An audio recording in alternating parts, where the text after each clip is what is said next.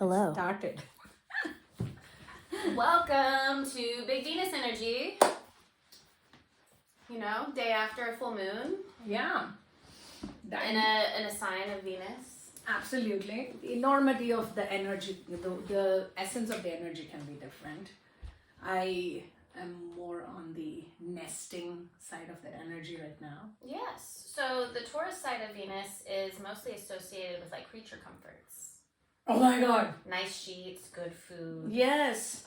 Being a homebody. Cozy. Yes. Having a chocolate covered nut. Yes. Let me grab mine. Or let my tea cool.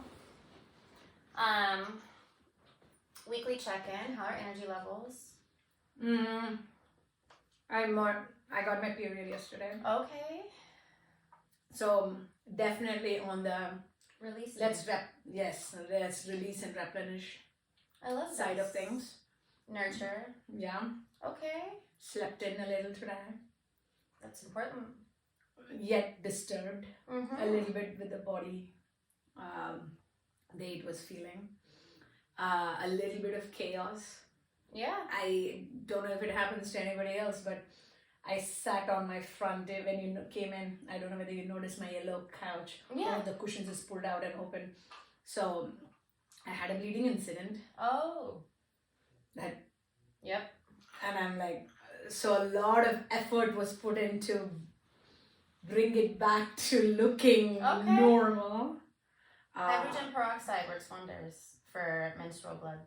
I figured with what I had, Yeah. I have a natural stain remover, I have a steamer kind of things, and I figured it out. But that's the energy. Okay. AJ was unwell for a couple of days on Monday and Tuesday. He needed to take some time from school.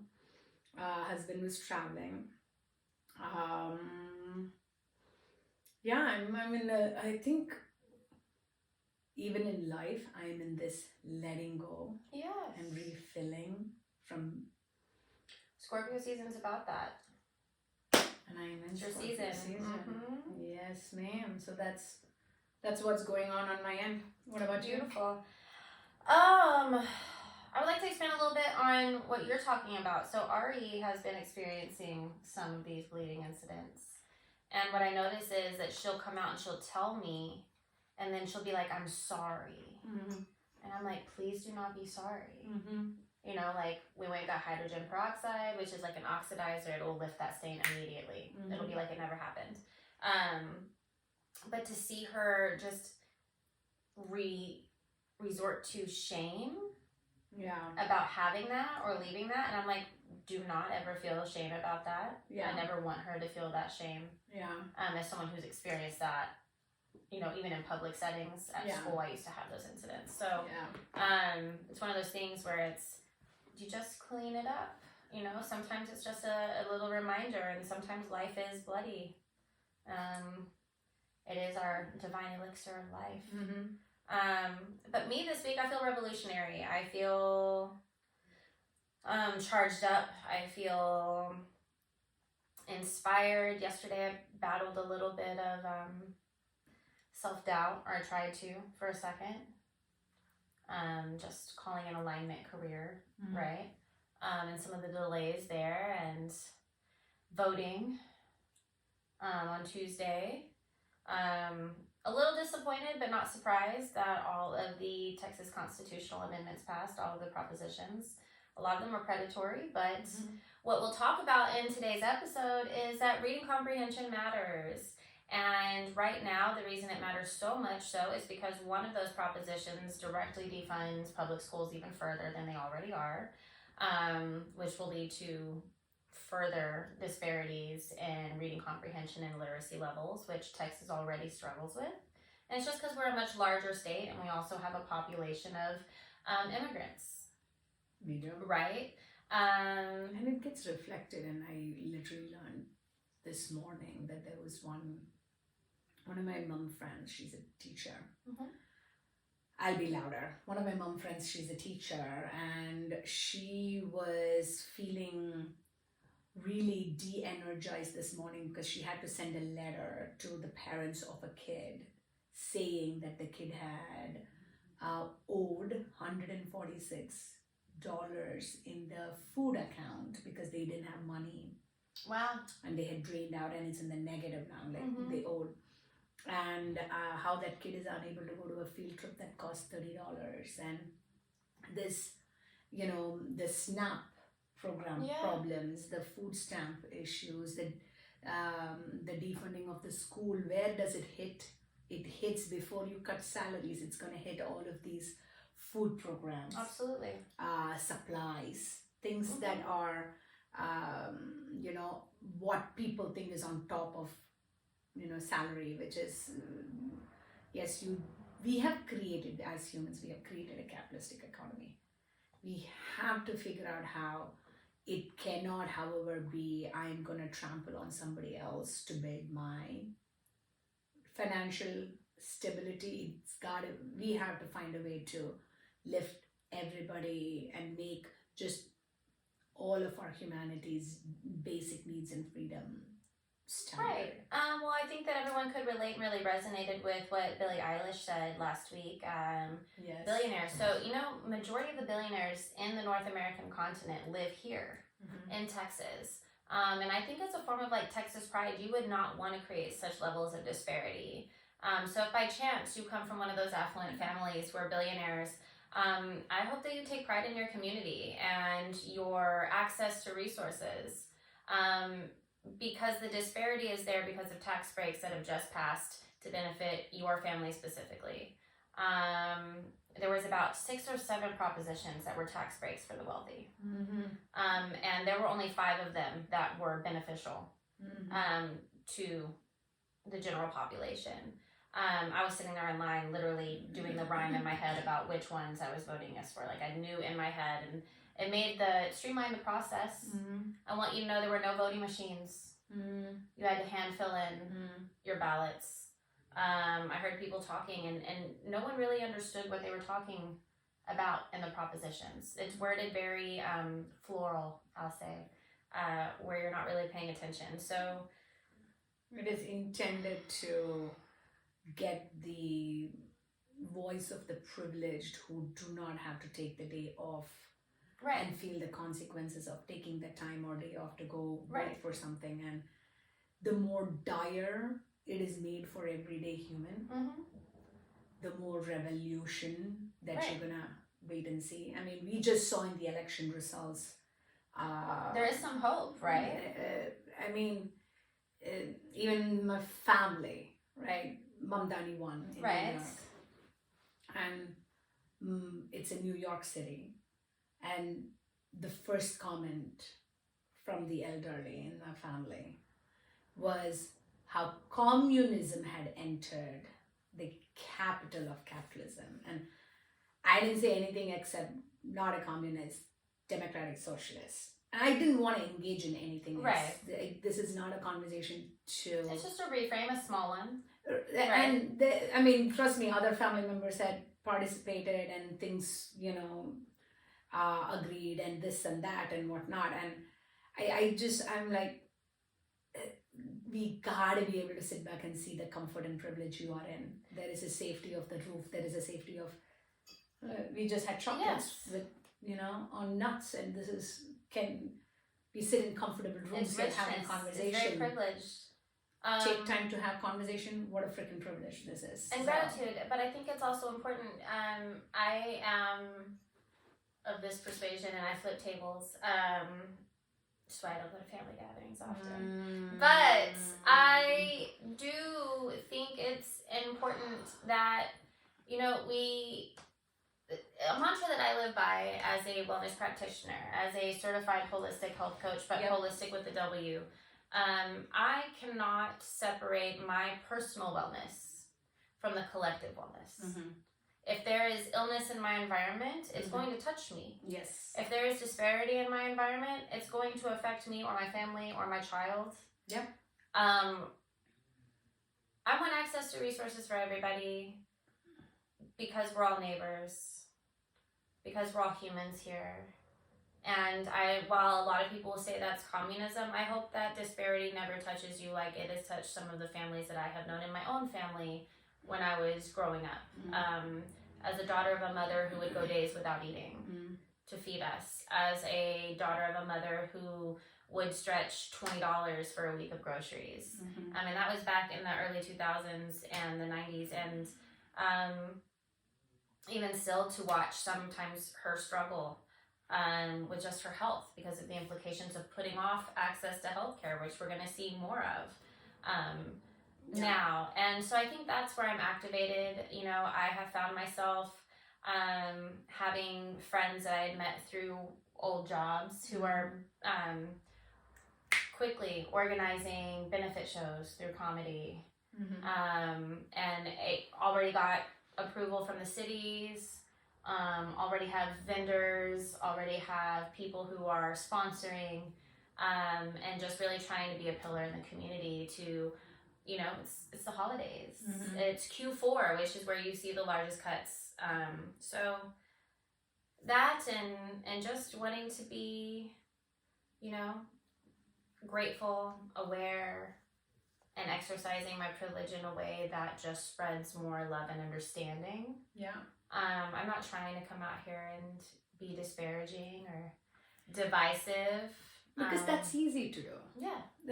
That's you know, so much more easier than instead of doing a comparative judgment. Right. To just hear out another human's words for what they are. It is the reflection of their programming. Absolutely. You know, your point of making sure you understand how to separate your growth from some of the possible illnesses and sicknesses and attitudes around us. We have to acknowledge the fact that, to your point, we are part of the society. Absolutely. And as much as we want to claim our moral superiority but we think better, we are product of those. We cannot judge those that we came from. Or our experiences, right? Our experiences, 100%. And we shouldn't sit on the edge of the wall saying, if you don't join me at the edge of the wall to break the wall, then you don't belong. It's to hear and give space without judgment is probably the hardest thing we can all practice. Absolutely. Well, that's where you get cult-like behavior, right? No one's going to accept you. If you have these beliefs, and we see a lot of that rhetoric still happening. I was in a job interview, not really an interview, but like a Q&A session the other day. And the person was like, so if you're a yogi or a granola person, this isn't going to be the position for you. And I'm just weeding people out and da-da-da-da-da. And they'll weed themselves out. This and this and that. But the whole premise of the pitch, right, the sales opportunity was for community and to build affordable housing. And I mean, we just literally labeled, for whatever reason, she has picked those two words and maybe other words in her head.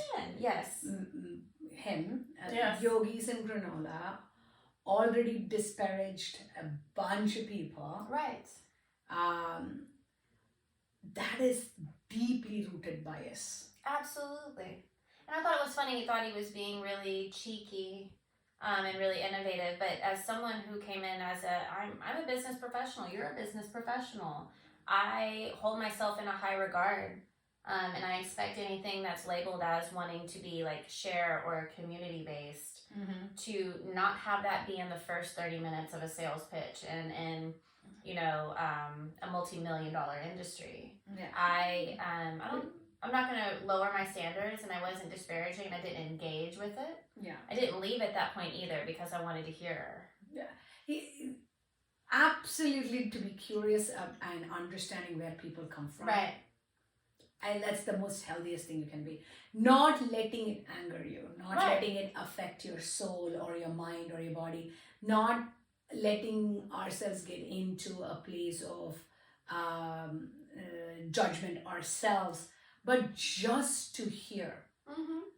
And because what it does show very vividly is hypocrisy. Absolutely. So now I want to hear it, because now I'm going to be watching, and I cannot wait to see how this project plays out in the public sphere. Yeah. But that's something that I've grown to appreciate. So you posted a quote today on Instagram that one of my other friends who actually lives in London, you know, somewhere close to your heart. Those looters. Love it. But still love London. I mean, there's a self-awareness isn't just about self-criticism. But frog picture. Yes. But about your strengths and acknowledging those things, right? About your gifts. So these were the exact words. Yes, let's direct cooks. It's beautiful. And I love frogs. I mean, it is cute, right? If you consider yourself self-aware, but only acknowledge the things you need to change and not the things you do really well, you aren't self-aware. You're just being mean to yourself. Absolutely. And that resonated so hard with me. I actually had that conversation before I saw you and posted it too, which I love. Confirmation bias and your best friends. But sometimes I'm really hard on myself. When I was talking about witnessing some of the people that I know and their success, and I don't feel envy, and I don't measure my own success based on someone else's. But when you see these people adding supreme value to their communities and their surroundings, and you see that they want you to be a part of it, and then I look around and I'm like, what am I bringing to the table? And I'm starting to reduce my value based on what? Financial success or career success? Or how much time they have to spare to do the things that we wish we had time to do. Absolutely. So, and then to be reminded that, you know, financial currency and capital isn't the only value, right? So while I feel energetically rich, right? I feel blessed with a spirit and a presence and a vibe that fills up a space just like yours, right? So having to come around and really show yourself that appreciation and that affirmation and that bolstering of spirit energy is important, because if you allow this system to alter your own value system, it's detrimental. It's kind of why I think we experience so much, you know, mental health crises. 100%. And when we don't have the room to create our own value system. Right. Because, you know, I have an entire folder on my phone called quotes. Okay. And I collect really deeply moving quotes in that folder. Okay. And I have a widget on one of my home screens to present a quote, change it from that thing. I've seen this every week. Do you like it? I love it. Okay. And there buried in my folder are various different kinds of quotes, but there is this one quote. I have lost the thread of what the exact topic we were talking about. About self-validation, about affirming your own energetic and not letting people affect your value systems. No, and mental it's health. not that. Learning your own values. We were talking about giving room to understand your own values. Right. So if you're constantly been programmed with the values of the family and the society, because family and this everything a young child is shown is through the lens of the family, where you live, who you meet, right? The schools you go to, what topics you talk about. Everything is through that filtered system, and that includes things like, what does success look like, right? And what does, if you are successful, the pride looks like. Conditional love, this is where it comes from, right? And you don't know your own value system. And I have deeply noticed and reflected that one of the value system that I grew up on, and the society that is very capitalistic grows up on, right. is your identity is tied to your ability to make money in the world. And your worth is tied to how much you make. Yep. When money is purely a construct for allowing us to distribute in a much more simplistic, seamless way the goods and services available. Right. And to make that a paramount element of your identity and your worth absolutely destroys self, Yes. your id.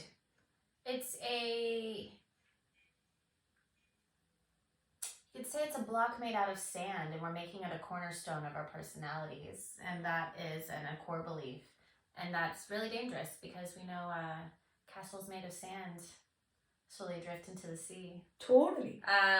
And so you will find yourself somewhat destroyed or collapsed if you aren't able to live up to that. And I think that we're seeing a lot of shifting and redefining of value, just on a personal and individual level, on a community level. We're starting to see that we do value things that are accessible to more than just ourselves and aren't necessarily exclusive.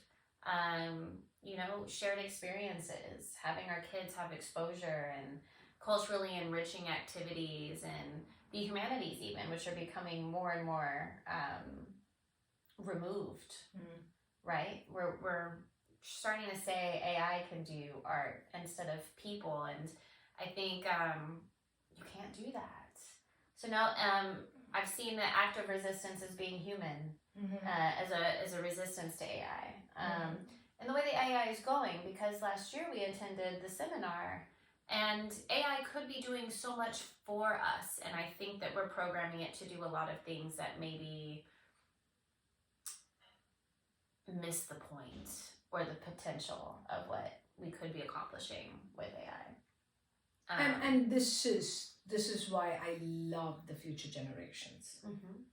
Because every generation of human gets to walk on top of what the previous generations have built, at the same time break it and change it. Right. There is this brilliant quote on my quotes thing that says, as a child, your job is to disappoint your parents. I love this. And I'm like, oh my God, 100%. Because you are not to live based on the values of the past. You need to learn to mold where the humanities values need to go. Yeah, and we see that with operating systems. We're 100%. constantly upgrading. You have to, because we lived in a scarcity mindset. Right. Very scarcity mindset, which is why it didn't matter your level of economic or your caste or class, you would notice. And let me give you a very, very simple example. Why often marriage and finding a man or a woman was so critical, because you didn't want someone else to steal an eligible person because of the scarcity mindset. Right. And that scarcity mindset led us to have more children, get more money, get more land, get the person you want, create your own cult kind of thing. Scarcity mindset versus abundance mindset isn't because you have more things. It's because more of, I am good with what I have. I don't need more. Right. And let me find a way to be of positive, which is, positive numbers giving away versus negative, which is sucking it in. So for me, that quote, because I'm still to this point called rebel. Yes. You're different. On so many levels, I'm not even the most rebellious. But that being said, I'm like, which is great. We should disappoint our parents. My dad and my mom, I am sure in some form or the other, disappointed the ideas of what the previous generation would have had. My mom was the first one to go to college. Right. In her entire family. Not that her mom didn't support her. I'm just saying she Right. was the first one to go to college. She was the first one to work. And now I'm very uncapitalistic in my thinking. And my dad was a financer. My mom was, both of them worked in banks. I love that. Yeah. But I think it also comes from, you know, having the ability to have that perspective, right? Yeah, I mean, to be able to view it from a bunch of different lenses, and you know, some people don't have exposure to the fact that there are different ways of operating, right? It's so drilled into them because not everyone has the, let's say, spirit to go against the grain. Or their circumstances are so draining that you are unable to, and you're so programmed to, the spirit is so crushed because you're so programmed to be in that scarcity mindset that you don't think of anything except, I mean, you will see this with children in a very, very simple, Halloween just passed. Mm-hmm. Kids want to grab more candy than the friend next to them. Right. Not that they won't share, right? They'll absolutely share, but still, at the end of the day, let me count. Let's see who got what. Oh my God, I need to, the candies will get spoiled. I need to eat them before. Right. And the scarcity mindset when dinner was placed and everybody would just pounce on the table kind of thing, it's very animalistic. Mm-hmm. And again, there isn't a right or a wrong. It just is. Some of us are privileged that we are unable to get to shed that strings and trauma holding us. Right. Shedding that is very painful. Absolutely. Leaving what you know and what you have comfortably lived with. Mm-hmm. And to try going against a grain and then struggling. The hardest thing to live in a society often comes down to the expectation of others to understand you. And how much energy you put in to make sure everybody understands you. And so you behave in that way. You over-explain yourself. Yes. And then you learn that, well, the topic of conversation the other day, I saw you discuss it as well. People who are committed to misunderstanding you are not ever going to understand or find them in a place of that until they find themselves in a similar situation. And that's hard because, especially for young women, we are taught to people please, to placate, and so it is when you become difficult, when you become not everyone's cup of tea, right? And to that I had to say, and kind of reinforce to some of my other friends who are going through some kind of really tough times in their personal lives, is that a strong medicine is meant to come in small doses. Oh my God. So I like to think of myself and my spirit, my energy as strong medicine. And I can understand if you don't have a high tolerance for sometimes bitter medicine, you know? Oh my God, I am so gonna steal that. Because I have been saying my energy is a luxury. Absolutely. To me, it is. Therefore, how I dispense it out, I want to be extremely mindful. Absolutely. Not to deplete it. And my energy has shifted. I have let go of other, I am no longer seeking high joys. Nor am I gonna dump myself into lowest lows. Okay. I have seen it both so many times. Right. So reducing the dopamine needs also reduces your cortisol dips. All right. It just, right? So I'm in a very different balanced way of living. You know this. Right. You know. But that is how I have been describing how I want to put out. But your words, the strongest medicines come in small doses, is how people are going to receive me. Right. And if you're not in a place to receive right. a strong dosage, It'll knock you out. You got a microdose. It's true. It's true. Yes, baby. Listen, and that's where, and it's hard to even accept about yourself. Yes. But even speaking with my mother sometimes, I describe it because sometimes the way I respond is not, I call it the saccharine expectation, right? I'm not going to dip this in sugar. Okay? Not. I'm sorry. Not really, but I'm not really sorry. But does it mean that we are being unkind? Not at all. Radical honesty and radical kindness can still be bitter. Absolutely. I'm not going to add unnecessary sugar. Okay? I'm not going to deliver it in a way because love doesn't have to come dressed up. Yes. Right? It doesn't need to be performed. No. But sometimes, think of it this way. How pleasant is the Heimlich maneuver? But you're choking. Yes. So, I'm sorry, I'm going to clear the airway. Yes, probably the most pleasurable. Okay. Sometimes CPR breaks your sternums and your ribs. Get the heart. But it's necessary. But did you die?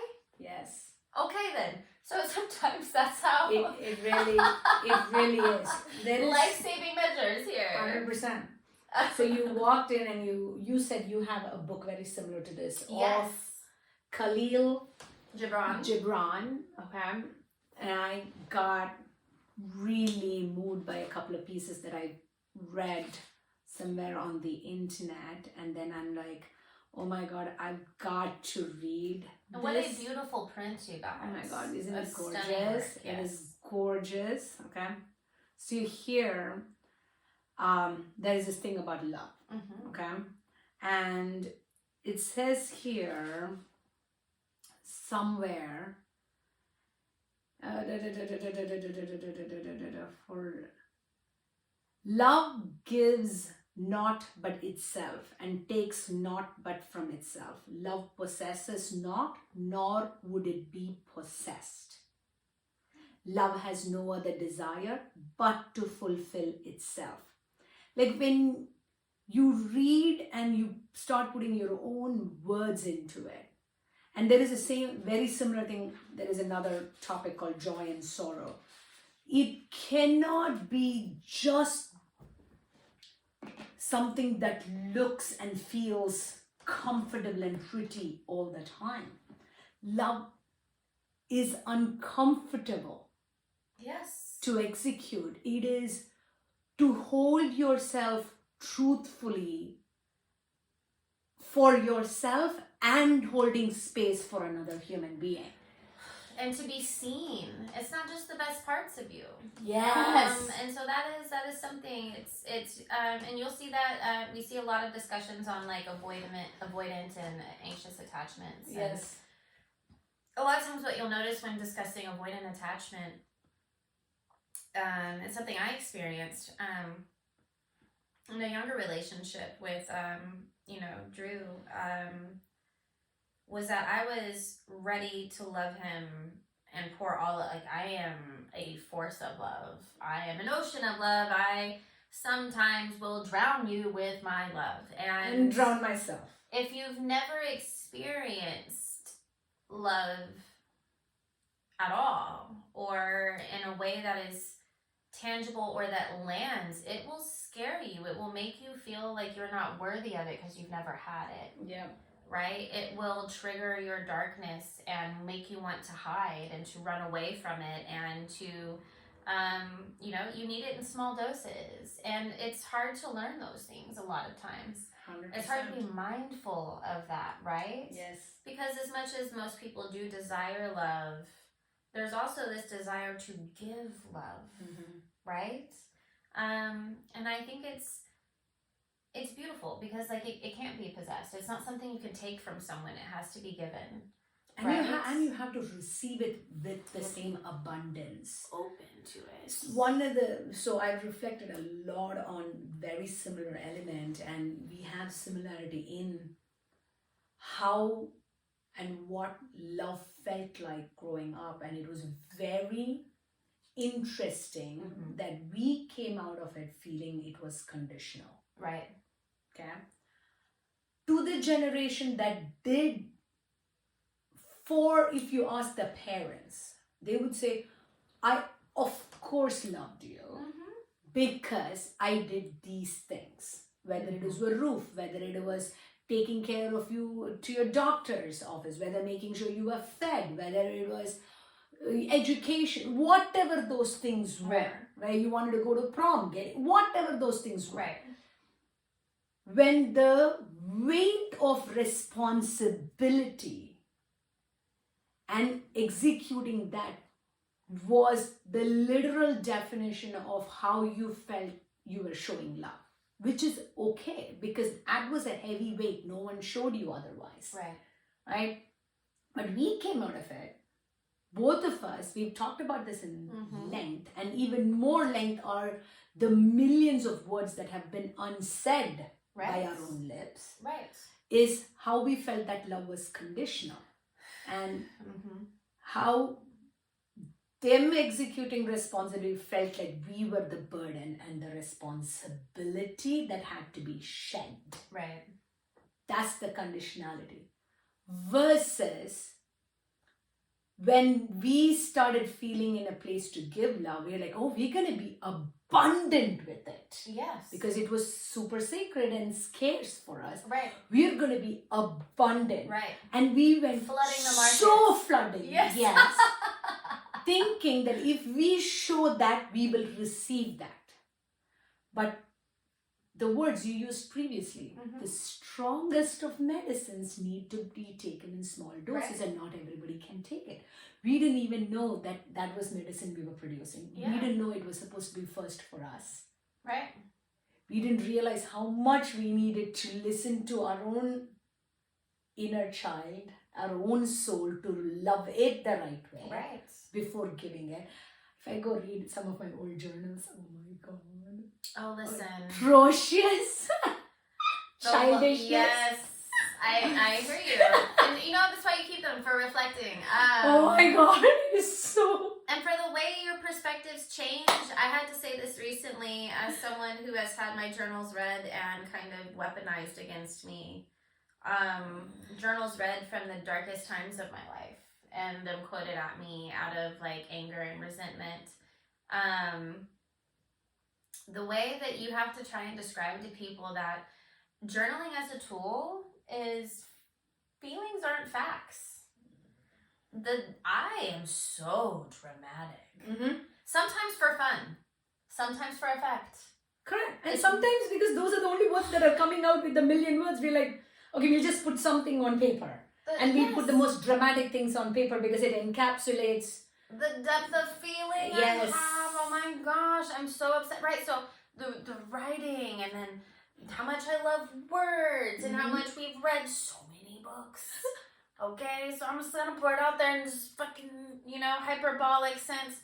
And I have to be like, it's so different now, because when I look at it and the entirety of it, it weaves a story and a lesson. It has an arc and a plot twist. Because it's not always going the same direction you think it is when you're reading it there on that paper. But 300 pages later, when it comes full circle, and you're like, oh, that's where this was going. And 700 pages later, that is not written. Yes. Because it's in our head. Right.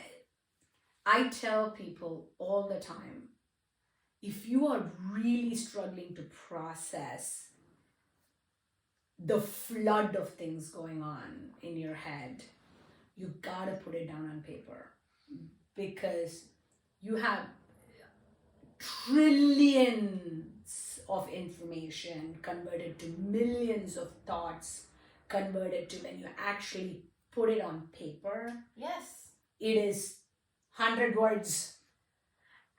And I just need to get it out of here, because now it's just like an unraveled ball of yarn. and then being able to spool it back up in neat little letters and words, and then just put it away. Yes. It's like putting it on the shelf. Yes. 100%. Putting it at the den. I call them my trauma trunks sometimes. So like sometimes you have to go back and unpack the trauma trunk. You do. Sometimes you get to actually take things out and never put them back again, right? It's 100%. a full process. So that's the way I view it. Like sometimes when I'm venting, I'll thank people. Like thank you for letting me get this out of my face. Yes. Right? Yes. I just need it to leave this space. So yeah, that's... Has Drew acknowledged, it has nothing against Drew or with Drew or anything like that, but I will tell you there was a moment. My biggest teacher in love has been Drew and Ari, and so I have much gratitude for the growth. Those who stick around with you and learn, it is huge. So there was I think it was about 6 months ago-ish, there was a point where I was just really deeply affected and just so sad and crying my eyes out. And the thing I was telling Hari, and the way he held not just the space, but he completely understood it, not just acknowledged it, understood it. I was telling him in my deep sorrow that I don't know if there is anybody in my life who can love the way I love. That's true. The way I show up, the way I give space, the way I will give such easy compliments. I will give such easy hugs. I will give, I will forgive and forget so fast. Right. I will send out positive energy. Like, the way I love. And he got it. He deeply got it. He's like, and he's like, I won't be that person because, you put out what your expectations are and there's no way somebody is gonna, and he need not have explained it, and he didn't for the first several hours of my, but when it hit me, that level that I can, because you know what, sometimes you then say, why should I give it when I will never receive it? Right? It is. That's not the point. But it's very hard for that feeling to be like, oh my God, I do and give so much that I'm never in the receiving of an aura like that. Right? And that is not that I don't have great friends and, it just, we are so unique. Yes. And to me, that helped in reframing for me that I am that unique. Yes. That I don't need to seek that unique energy from the outside. And it is me to appreciate my uniqueness and my energy. And I don't need to keep it from others. But at the same time, I don't need to showcase it and shout it loudly for others to validate so that I can get back it. Right. That huge root for me. It was very soul saving. I love that. And he witnessed you and he held you in it, but he was also very honest and not trying to placate you and not trying to make you empty promises, right? And that's love, and that's genuine radical honesty, and I'm so grateful that you have that. Me too. That's really magical. Thank you. I get that in a different sense now. And sometimes I feel grief about not having that regularly or daily. But I do believe that we get these gifts of clarity. And, you know, love doesn't really go away, right? All the love that you give out into the world comes back to you, even if it's in a different body or a different face or a different form. And I love to go back to like one of the basic laws of science. Energy can never be created or destroyed. Yes. It only changes form. Yes. And so, you know, that's easy to say. It's not always easy to live by. You know, when we talk about regeneration and shedding skin, the thing that I like to remember is that new skin, when exposed to air, sometimes burns. Sometimes it feels cold. You get growing pain. Yes. Right?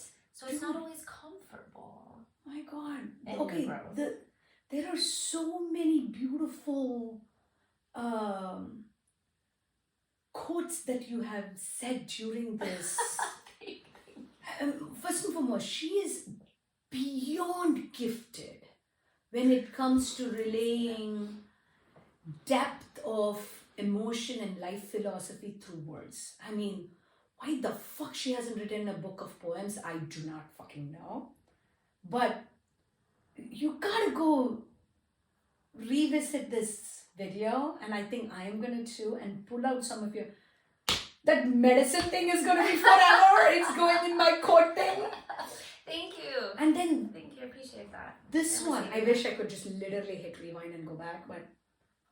Yes. Because it's such a big, it's a recurring theme in our life, especially for people with big Scorpio energy. And even we experience it yearly in seasons, right? Where we have death and rebirth cycles. And to be constantly reinventing yourself.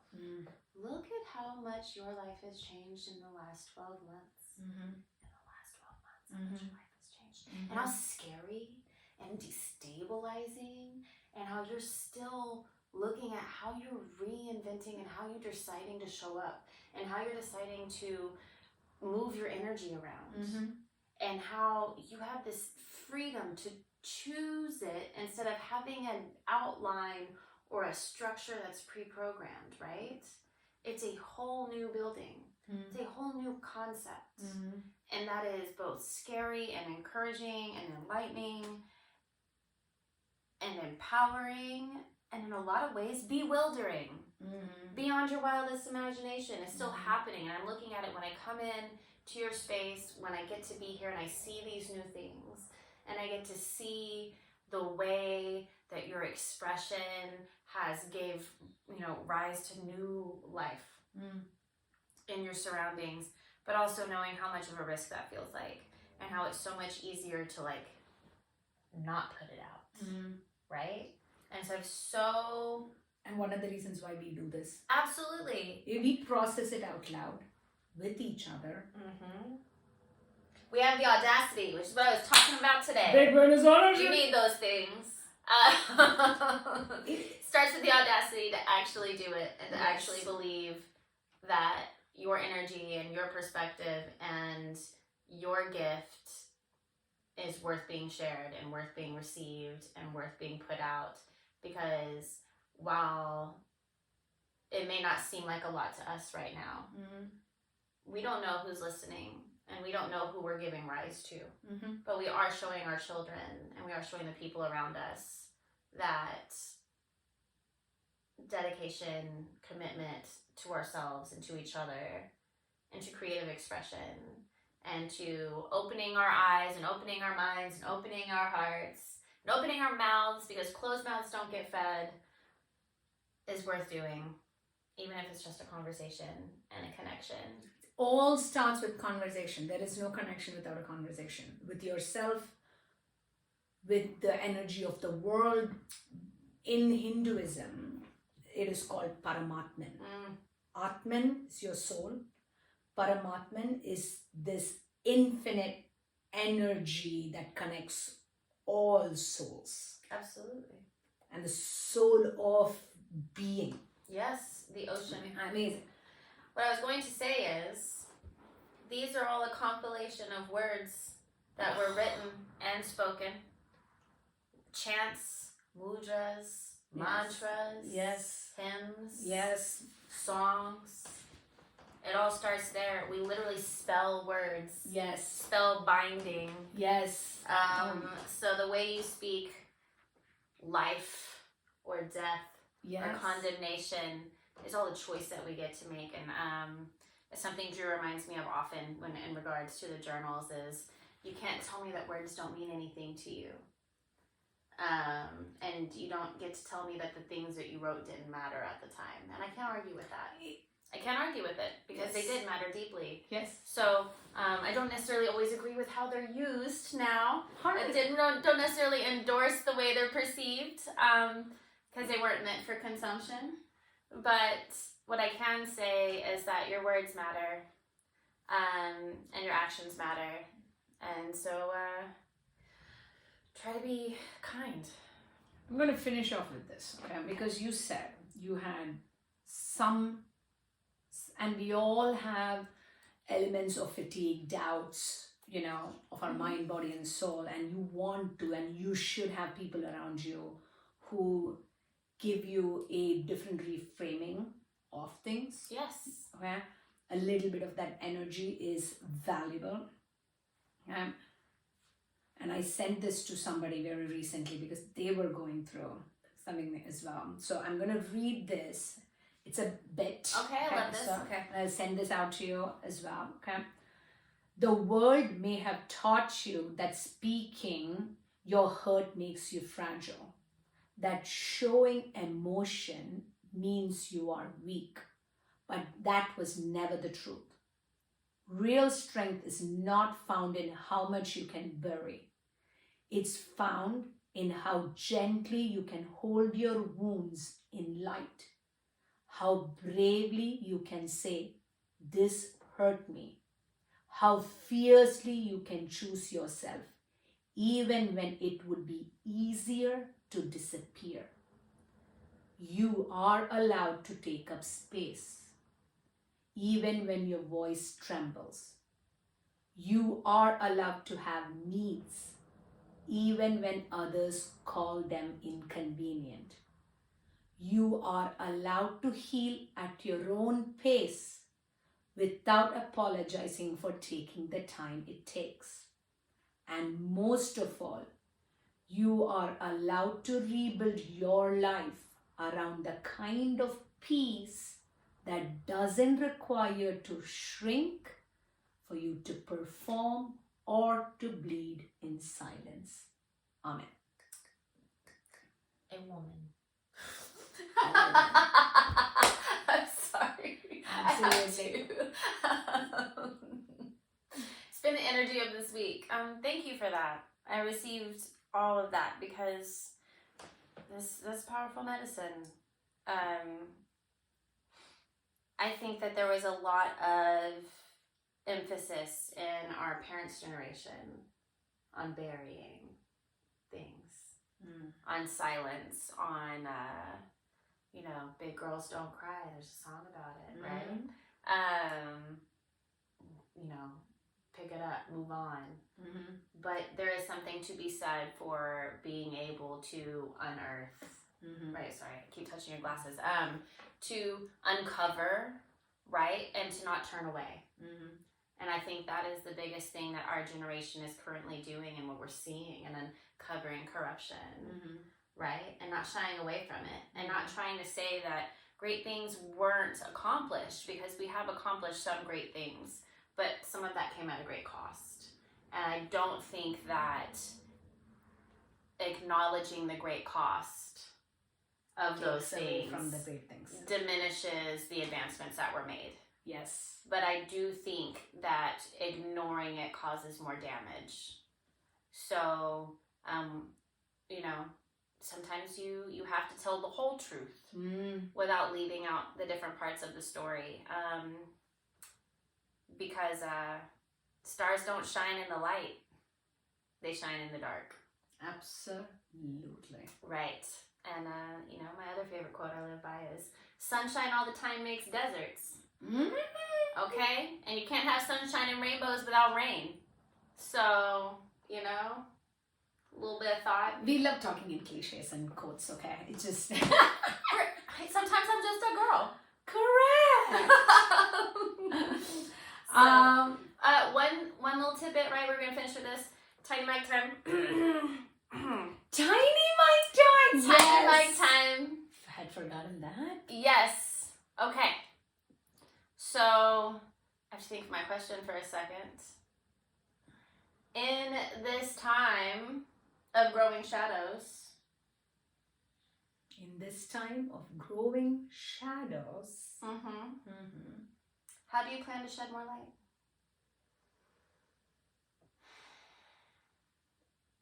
Taking a bit of tiny mic. I think I'm going to be very comfortable in understanding the shadows first. Okay. Because there is light already. There is no way to cast a shadow without a light. Right? Because you have to know both the comfort and the discomfort of being in a shadow. You don't need to always be the light. Right. Letting others shine works fine. Absolutely. You're never going to stay in darkness all the time because the world moves, the seasons change. And you want to, so for me personally, I think I'm not going to fight the growing shadows. I think I'm not going to be afraid of the shifting lights. Okay. And I'm gonna not hold on to my aura or energy either. I'm gonna let my inner peace and my integrity be the guide as best as I can. Okay. And learn to sometimes revel in the shadows because the sunlight can create deserts. And it can burn you. Heard it here first. Sharda's gonna be dancing with her shadows, and I applaud it. So, You're joining me, right? Of course. Boogie woogie. What is it? This is the rhythm of the night. And the rhythm of my life.